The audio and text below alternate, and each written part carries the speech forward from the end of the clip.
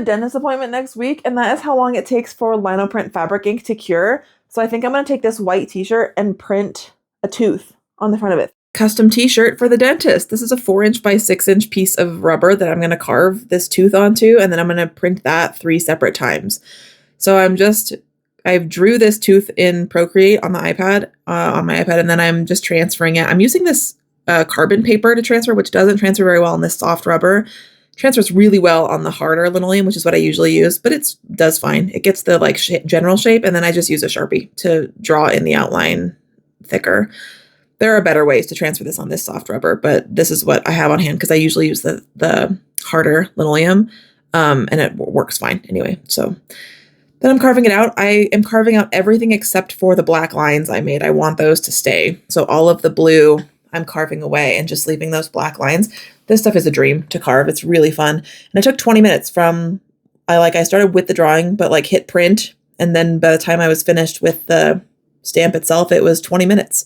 So it doesn't take very long. And it's really fun to make a custom shirt like that.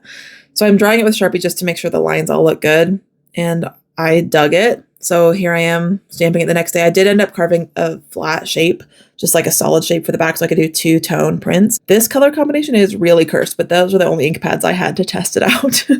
I'm using Speedball Fabric ink here. It takes a week to cure, and you can speed that process up with heat. Like you can iron it or hairdryer or whatever, but I have a week, so I'm just gonna let it sit for a week. And here I'm testing it out on a dish towel. The instructions say that you should let it cure a little bit between layers here, but I thought I would see if I could do it with maybe 30 seconds between layers, and it worked fine. So that's what I ended up doing. I made the lighter pink a little bit lighter, it's good to do a trial run for that reason too.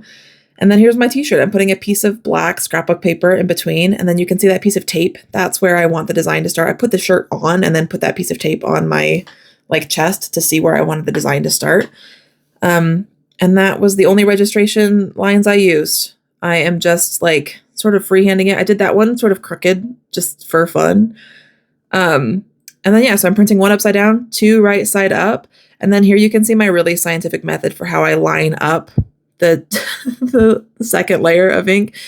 I just line up the end of it and see if it looks like it's about right. And they all turned out fine. I wasn't worried about the registration being perfect because it's handmade, so who cares? But they turned out really fun. I think this shirt is cute. And I think my dentist, who's a real weirdo, is going to love it.